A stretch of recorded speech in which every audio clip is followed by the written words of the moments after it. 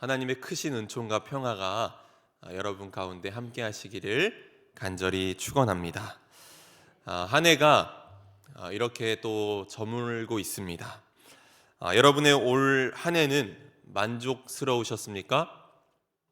네, 만족스러웠다면 정말 다행이지만 지나온 날들을 돌아보면 왠지 아쉽고 또 섭섭하기만 합니다.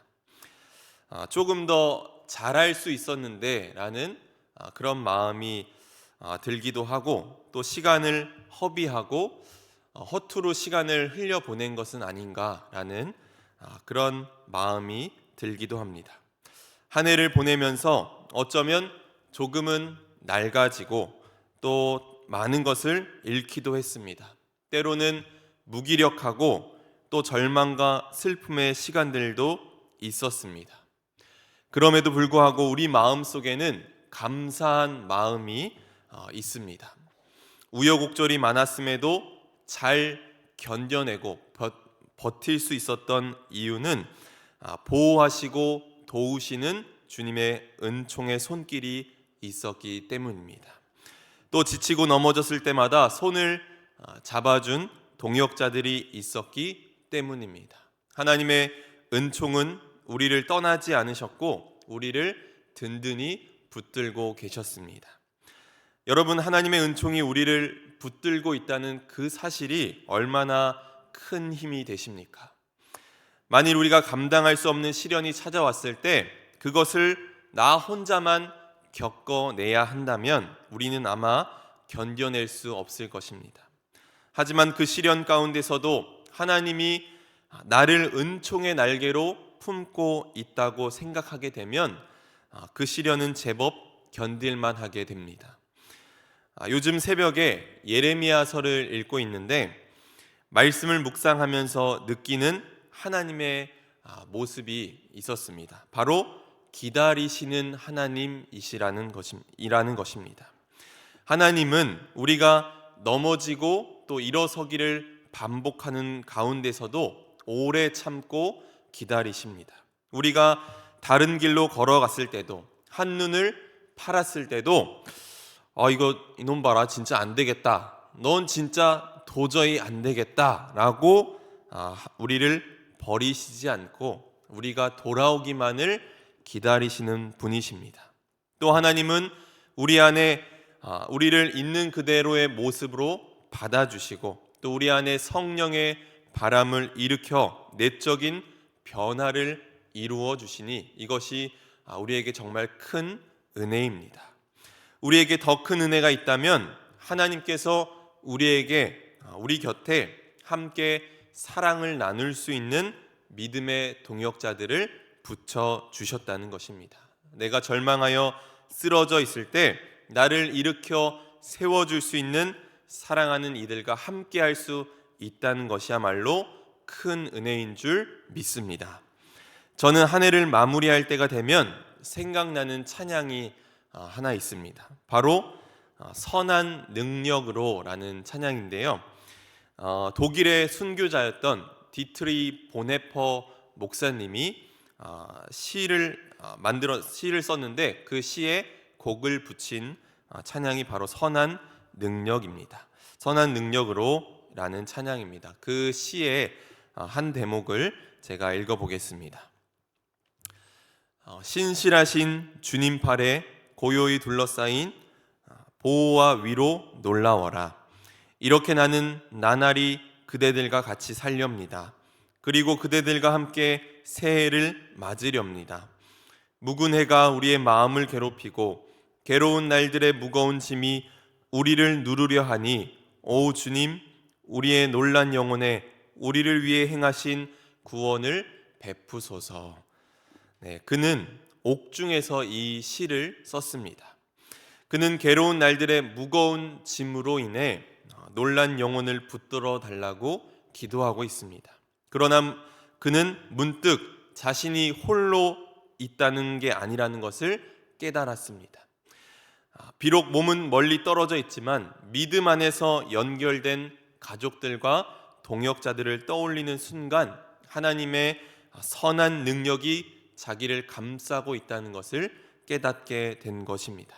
그는 다가올 일이 어떤 것이든 주님이 함께 하심을 믿기에 담대하게 자신을 맡기며 시를 마무리합니다. 우리도 마찬가지입니다. 하나님의 은총의 손길에 우리의 묵은 해와 괴로운 날들의 무거운 짐을 맡겨야 합니다. 살다 보면 가장 절박하고 가장 하나님이 절실히 필요한 그때에 하나님이 우리와 함께 하시지 않은 것처럼 느껴질 때가 분명 있습니다. 하지만 임마누엘 하나님은 언제나 우리와 늘 동행하셨습니다. 그리고 특별히 하나님께서 우리에게 붙여주신 가족들 또 동역자들이 곁에 있다는 것을 깨닫고 하나님의 선한 능력이 우리와 함께 하시기에 낙심하지 말아야 합니다. 그래서 저는 이렇게 고백하고 싶습니다. 당신 덕분에 여기까지 왔습니다. 우리 옆에 있는 분들과 한번 함께 인사해 보면 좋겠습니다. 당신 덕분에 여기까지 왔습니다. 네, 하나님이 허락하신 여러분이 있어서 여기까지 올 수 있었습니다. 여기에 계신 여러분 한 사람 한 사람은 그냥 어쩌다 마주친 사람들이 아닙니다. 하나님께서 함께 믿음의 공동체를 이루어 살라고 여러분 한 사람 한 사람에게 붙여주신 사람들입니다. 여러분 믿으십니까? 하나님께서 붙여주신 믿음의 사람들이 언제나 내 곁에 있다는 것은 정말 큰 축복입니다. 여러분 이 사실을 꼭 기억하시기 바랍니다. 한 해를 마무리하면서 우리의 삶을 돌아보기 원합니다.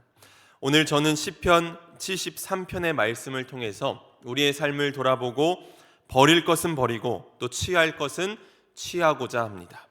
특별히 흔들리는 우리의 터전 속에서 우리의 믿음을 지키기 위해서 꼭 붙들어야 할 말씀은 무엇인지 또 그리고 새해에 우리가 붙들고 나아가야 할 것은 무엇인지 우리가 말씀으로 은혜를 나누고자 합니다. 시편 73편에 이 시인에게 한 가지 믿음이 있었습니다. 그것은 하나님은 마음이 정직한 사람과 마음이 정결한 사람에게 선을 베푸시는 하나님이라는 것이었습니다. 시인은 이를 굳게 믿고 있었습니다. 우리도 이것을 굳게 믿고 신앙생활하며 살아갑니다. 그런데 언제나 우리가 마주하는 현실은 이런 믿음을 흔들리게 할 때가 참 많이 있는 것 같습니다. 그동안 성실하게 살았고 신앙생활도 나름대로 내가 열심히 했으니 안 좋은 일들은 분명 나를 비껴 갔으면 좋겠지만 우리의 인생의 경험이 전혀 그렇지 않을 때가 참 많이 있습니다. 뜻하지 않게 병을 얻기도 하고 또 생각지 못한 일들로 인해서 감당하기 어려운 시련을 만날 때가 분명히 있습니다. 그런데 이런 현실보다도 더 마음이 쓰린 경우는 악한 일을 행하는 악인들이 악을 자행하는 악인들이 믿음을 갖고 사는 나보다도 훨씬 더 잘 되는 것처럼 느껴질 때입니다. 분명 저희는 하나님이 없다고 무시하며 사는 사람인데 하는 일마다 잘 돼서 경제적으로 풍요로운 삶을 살아갑니다. 악인의 형통에 대해서 시인은 본문 시편 73편 4절부터 여러 가지로 말하고 있습니다. 그들은 죽을 때에도 고통이 없고 그 힘이 강건합니다. 죽음을 앞둔 사람들의 소원이 바로 편안하게 숨을 거두는 것이라고 말하잖아요. 그런데 악인들은 죽을 때도 고통이 없다는 것입니다. 또 사람들이 당하는 고난이 그들에게는 없고 재앙도 없습니다. 그런 삶을 살다 보니 교만이 그들의 장신구처럼 온몸을 두르고 있고 폭력이 그들의 일상이 되었습니다. 오히려 선하게 살고 정직하게 사는 자들은 번번이 손해를 보고 부당한 대우를 받기도 하고 조롱을 당하기도 합니다. 세상에 거리낄 것 없는 악인들은 착하게 살려는 사람들을 비웃고 상처를 주기 일쑤입니다. 그들은 남이야 어떻게 되든 자기 입속을 차리는 게 우선이기 때문입니다. 악인들이 평안을 누리는 것처럼 보이고 이 악인들이 형통한 모습을 보니 믿음이 흔들릴 수밖에 없습니다. 하나님의 현존에 대한 믿음이 흔들리다 보니 자신도 모르게 마음의 소리가 나와서 시인은 이렇게 말하기도 합니다. 말하기를 하나님이 어찌 알랴 지존자에게 지식이 있으랴 하는도다. 하나님의 살아계심에 대한 회의가 생기면서 악인들을 부러워하기도 하고 나도 그들처럼 되고 싶다는 마음 한구석의 생각이 떠오르기도 합니다. 그래서 13절에서 이렇게 말합니다. 내가 내 마음을 깨끗하게 하며 내 손을 씻어 무죄하다 한 것이 실로 헛되도다. 무슨 말입니까? 내가 깨끗한 마음을 가지고 누군가에게 선을 행하고 또 누군가에게 상처 주지 않으려고 조심하고 뭔가를 취하고 싶은 욕망도 절제하면서 살아왔는데 그 모든 게 수포가 되었다는 것입니다. 하나님의 뜻대로 살려고 노력했던 지난 날들이 악인의 형통을 보니 다 부질없게 느껴지는 것입니다. 시인의 모습이 우리의 삶과도 너무나 비슷합니다. 이런 경험을 하게 되었을 때 우리에게 주어지는 것은 두 가지입니다. 악한 자들을 따라서 그들처럼 살든지 그럼에도 불구하고 하나님의 뜻을 지키며 계속해서 노력하며 살든지입니다. 여러분이라면 어떻게 하시겠습니까? 하나님의 뜻을 지키고 살려고 노력하면 좋겠지만 연약한 인간이기에 이런 모습을 보면 을에 떠오르는 생각이 있습니다. 하나님은 왜 가만히 계신 걸까? 하나님 분명 전지전능하신데 왜 악인들이 활개치도록 그냥 내버려 두시는 걸까? 왜 이 세상에 악이 존재하는 걸까라는 생각이 들 수밖에 없습니다. 하지만 이 물음에 속 시원하게 답할 수 있는 사람은 아무도 없고 또 그 정답은 어디에도 없습니다. 그래서 전도서 기자의 말이 더욱더 가슴에 와닿습니다. 전도서 8장 17절 말씀을 우리 세번역 성경으로 함께 읽어보도록 하겠습니다. 함께 읽습니다. 시작.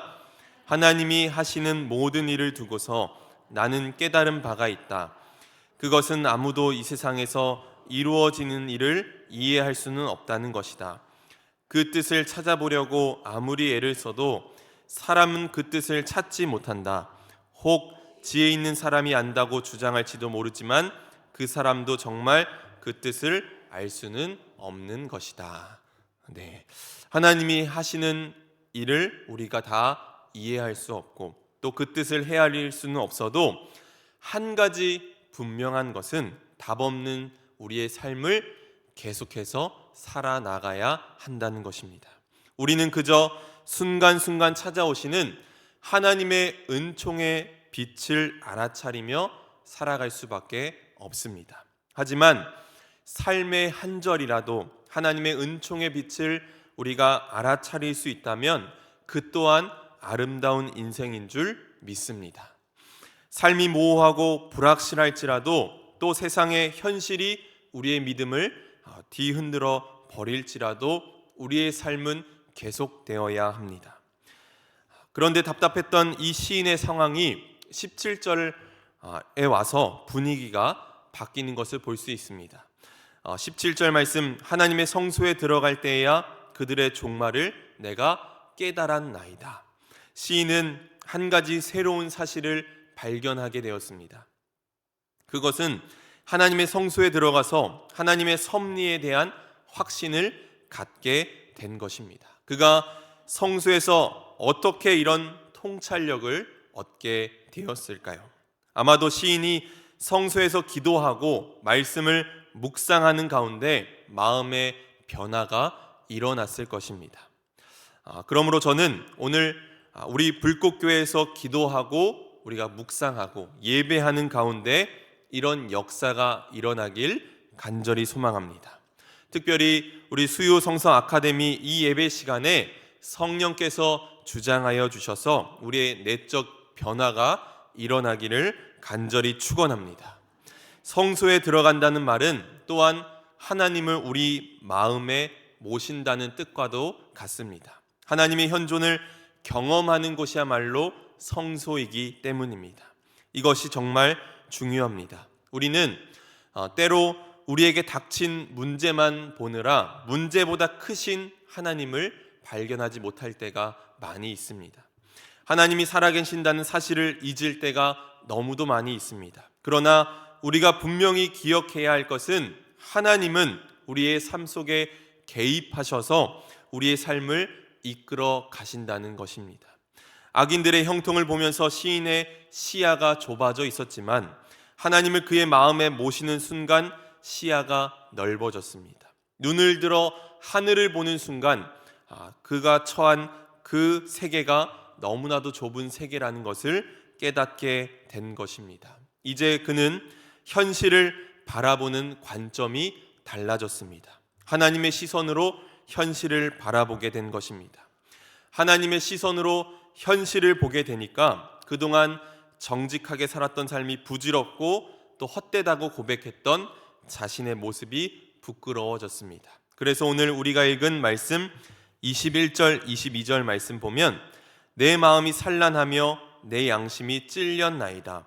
내가 이같이 우매 무지함으로 주 앞에 짐승이오나 라고 말합니다. 그러면서 23절에서 이렇게 고백합니다. 내가 항상 주와 함께하니 주께서 내 오른손을 붙드셨나이다.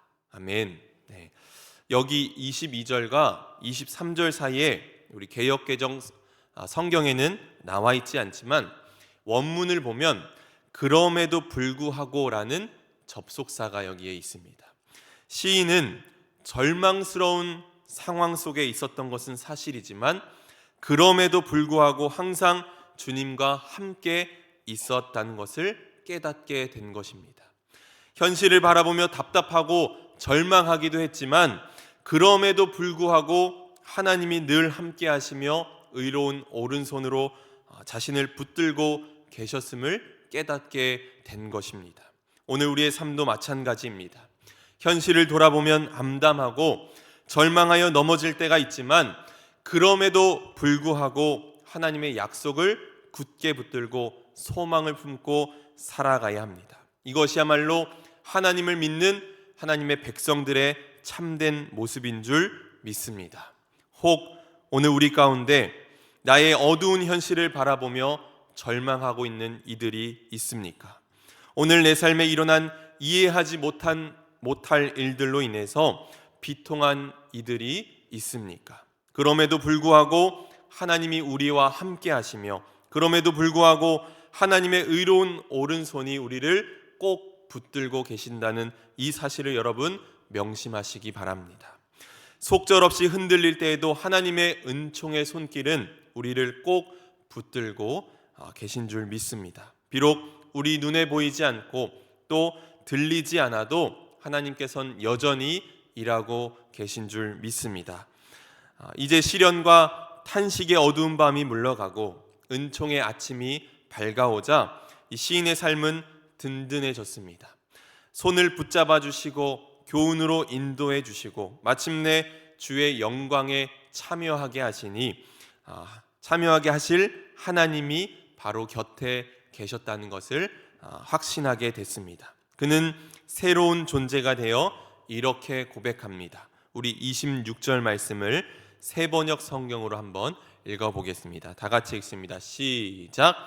내 몸과 마음이 다 시들어가도 하나님은 언제나 내 마음에 든든한 반석이시요 내가 받을 몫의 전부입니다. 아멘. 하나님은 언제나 내 마음에 든든한 반석이시요 하나님은 내가 받을 몫의 전부입니다. 여러분 믿으십니까? 이 말씀은 우리가 하나님의 뜻대로 살려고 노력할 때마다 떠올려야 하는 말씀입니다. 하나님의 뜻을 따르며 살다가도 절망스러운 현실을 경험하거나 악인들의 형통을 보면서 때로는 공허한 마음이 들 때도 있고 이렇게 해서 얻는 유익이 무엇인가 하는 생각이 들 때도 분명 있습니다. 그럴 때마다 우리 마음에 이 고백을 떠올려 보시기 바랍니다. 하나님은 내가 받을 몫의 전부입니다. 올 한 해를 마무리하면서 우리가 붙들어야 할 믿음은 바로 이것입니다. 지난날의 시간을 되돌아보면 묵은 해가 우리의 마음을 괴롭힐 때도 있었고, 괴로운 날들의 무거운 짐으로 인해 여전히 쓰러져 있기도 합니다. 또 신앙생활하면서 이런 마음이 들 때도 있습니다.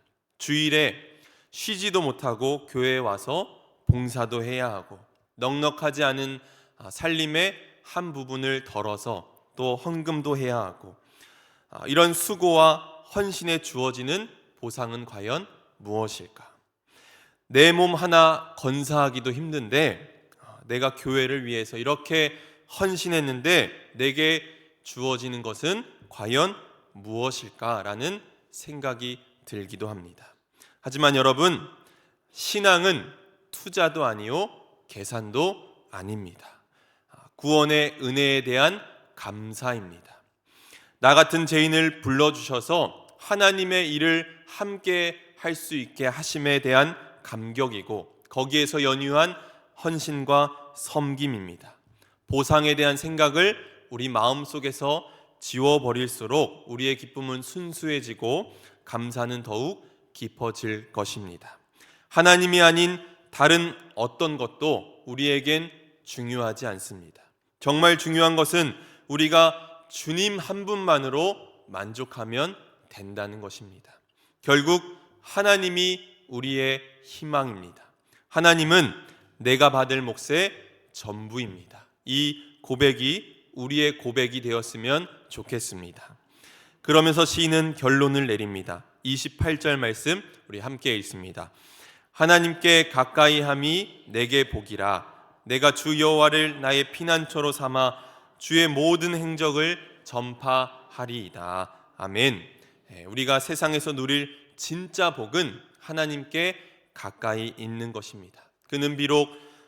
그가 비록 마주한 현실로 인해 믿음이 흔들리기도 했지만 하나님의 현존을 경험하자, 하나님을 가슴에 마음속에 모시자, 그럼에도 불구하고의 신앙을 그가 갖게 되었습니다. 그는 이제 하나님을 피난처로 삼는 사람이 되었고, 주님께서 이루신 모든 일들을 전하는 사람이 되었습니다. 사랑하는 성도 여러분, 때로는 현실에 대한 속상함과 원망이, 또 하나님의 도우시는 손길을 느끼지 못하게 할 때가 많이 있습니다. 또한 악인들의 형통을 보며 우리는 실족하기도 하고 미끄러져 넘어지기도 합니다. 그럼에도 불구하고 주님은 늘 우리와 함께 계시고 의로운 오른손으로 우리를 붙들고 계심을 여러분 기억하시기 바랍니다. 특별히 올 한 해를 보내면서 우리의 삶을 돌아보길 원합니다. 섭섭하고 헛헛한 마음들, 그런 마음들 훌훌 털어버리고 하나님만이 내가 받을 몫의 전부임을 여러분 기억하시기 바랍니다. 하나님의 현존을 날마다 경험하고 또 다가올 2024년에는 하나님의 은총의 손길을 의지하며 나아가는 저와 여러분이 되기를 주님의 이름으로 간절히 축원합니다. 기도하겠습니다.